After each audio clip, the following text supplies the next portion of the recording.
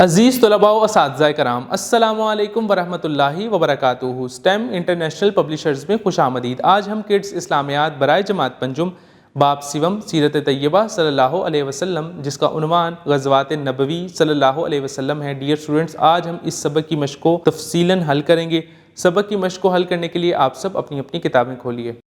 مشق، درست جواب پر دائرہ لگائیں۔ غزوہ بدر میں کفار مکہ قید ہوئے 50، 60، 70، 80۔ درست جواب 70۔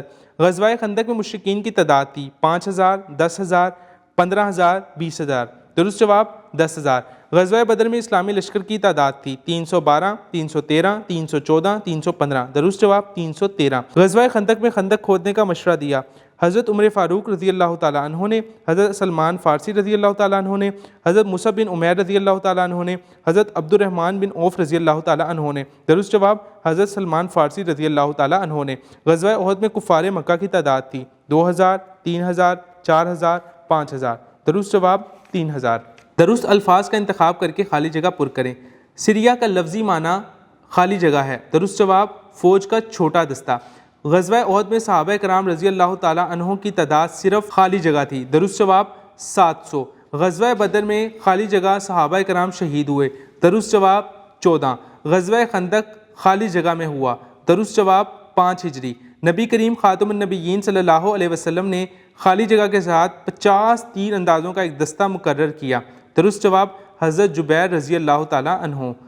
دیے ہوئے سوالات کے مختصر جوابات لکھیں۔ جہاد سے کیا مراد ہے؟ جہاد کا لفظی معنی کوشش اور جد و جہد کرنا۔ دین اسلام میں جہاد سے مراد ایسی کوشش اور جد و جہد ہے جو کہ اللہ تعالیٰ کی رضا اور اسلام کی سربلندی کے لیے اپنی جان، مال اور زبان کے ذریعے سے کی جائے۔ غزوہ احد میں نبی کریم خاتم النبیین صلی اللہ علیہ وسلم نے خالی درے پر تیر اندازوں کا دستہ کیوں مقرر کیا؟ نبی کریم خاتم النبیین صلی اللہ علیہ وسلم کو ان کے ناپاک ارادے کی خبر ملی تو آپ خاتم النبیین صلی اللہ علیہ وسلم نے صحابہ کرام سے مشورے کے بعد مدینہ منورہ سے باہر نکل کر جنگ لڑنے کا فیصلہ کیا۔ آپ خاتم النبیین صلی اللہ علیہ وسلم اپنے لشکر کو لے کر مدینہ منورہ کے شمال میں موجود ایک پہاڑ کے دامن میں آ گئے۔ اس پہاڑ کے درے پر آپ خاتم النبیین صلی اللہ علیہ وسلم نے حضرت جبیر رضی اللہ تعالیٰ عنہ کے ساتھ 50 تیر اندازوں کا ایک دستہ مقرر کیا اور انہیں تلقین کی کہ وہ کسی بھی حالت میں پہاڑ کے درے کو نہ چھوڑیں۔ غزوہ اور سریہ کا فرق بیان کریں۔ غزوہ کے لفظی معنی حملہ اور لڑائی کی ہیں۔ غزوہ سے مراد وہ جنگ یا لڑائی جس میں نبی کریم خاتم النبیین صلی اللہ علیہ وسلم نے خود شرکت فرمائی ہو۔ سریہ کا لفظی معنی فوج کا چھوٹا دستہ ہے۔ اس سے مراد وہ جنگ ہے جس میں آپ خاتم النبیین صلی اللہ علیہ وسلم نے شرکت نہ فرمائی ہو بلکہ اپنے کسی صحابی رضی اللہ تعالیٰ عنہ کو اسلامی فوج کا سپہ سالار بنا کر جنگ کے لیے روانہ کیا ہو۔ غزوہ بدر کا فوری سبب کیا تھا؟ غزوہ بدر کی سب سے اہم وجہ یہ تھی کہ مشرکین مکہ کا سردار ابو سفیان ملک شام سے ایک بڑا تجارتی قافلہ لے کر آ رہا تھا۔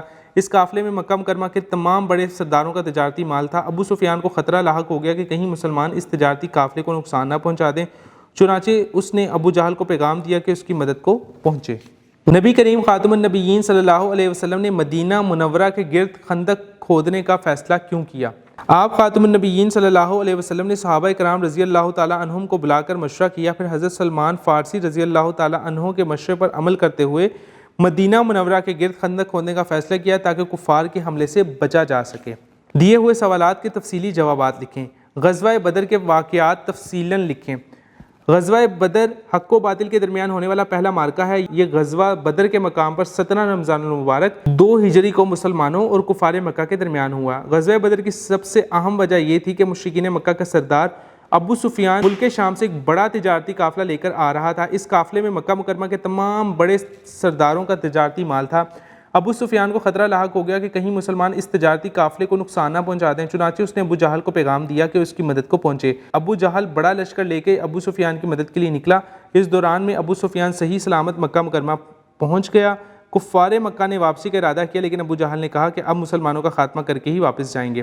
چنانچہ ابو جہل کے کہنے پر لشکر کفار مدینہ منورہ کی طرف بڑھنے لگے۔ کفار مکہ کے اس لشکر کے پاس تقریباً 100 گھوڑے، 700 اونٹ اور کثیر جنگی ساز و سامان تھا۔ نبی کریم خاتم النبیین صلی اللہ علیہ وسلم کو جب اس لشکر کی خبر ملی کفار کے تو صحابہ کرام کو لے کر مدینہ منورہ سے آپ صلی اللہ علیہ وسلم روانہ ہوئے، جن میں 77 مہاجرین، باقی انصار، اور مسلمانوں کے پاس صرف 2 گھوڑے، 70 اونٹ، 6 زرہیں اور 8 تلواریں تھیں۔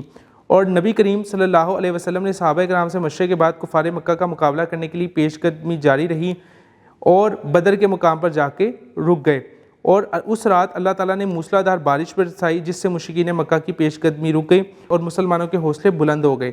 نبی کریم خاتم النبیین صلی اللہ علیہ وسلم نے پوری رات دعا میں گزاری۔ 17 رمضان المبارک 2 ہجری کو دونوں لشکر آمنے سامنے ہوئے اور اس جنگ میں 70 مشرک قتل ہوئے، 70 گرفتار ہوئے اور 14 صحابہ کرام شہید ہوئے، اور اس طرح اللہ تعالیٰ نے اس اسلامی لشکر کو عظیم الشان فتح نصیب فرمائی۔ غزوہ خندق کے بارے میں آپ کیا جانتے ہیں؟ اپنے الفاظ میں تفصیلاً لکھیں۔ غزوہ خندق 5 ہجری میں ہوا۔ اس غزوہ میں مسلمانوں نے مدینہ منورہ کے دفاع کے لیے خندق کھودی، جس کی وجہ سے اس کو غزوہ خندق کہا جاتا ہے۔ غزوہ احد کے بعد کفار مکہ اور یہودی قبائل بنو قینقاع اور بنو نضیر نے تمام غیر مسلموں کو مسلمانوں کے خلاف جنگ کرنے پر ابھارا۔ قریش کے سردار ابو سفیان نے مسلمانوں کو ہمیشہ کے ختم کرنے کے ارادے سے تقریباً 10,000 افراد پر مشتمل لشکر تیار کیا۔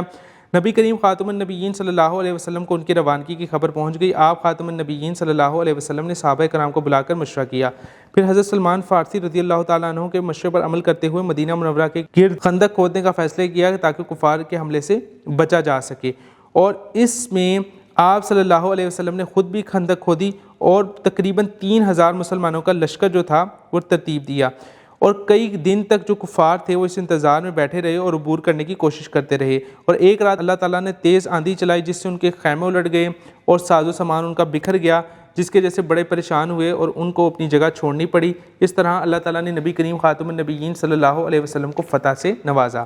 سرگرمیاں برائے طلبہ۔ غزوہ بدر کے موضوع پہ تقریر تیار کر کے صبح کی اسمبلی میں پیش کریں۔ جزیرہ عرب کے نقشے کی مدد سے مذکورہ غزوات کا زمانی ترتیب کی روشنی میں چارٹ بنائیں۔ رہنمائے اساتذہ۔ طلباء کو جہاد کے معنی و مفہوم اور اس کی اہمیت و فضیلت سے آگاہ کریں۔ نیز طلباء کو نقشہ جات کی مدد سے غزوات نبوی صلی اللہ علیہ وسلم کی اہم مقامات کی نشاندہی کروائیں۔ طلباء کو دفاعی جنگ اور اقدامی جنگ کے بارے میں معلومات دیں۔ ڈیئر اسٹوڈنٹس، اس سبق کی مشق کو ہم نے تفصیلاً حل کیا۔ میں امید کرتا ہوں کہ آپ اس مشق کو بار بار حل کریں گے، جس سے یہ مشق آپ کے لیے بہت آسان ہو جائے گی۔ ملتے ہیں ایک نئی ویڈیو میں ایک نئے سبق کے ساتھ۔ خیال رکھیے گا۔ اللہ حافظ۔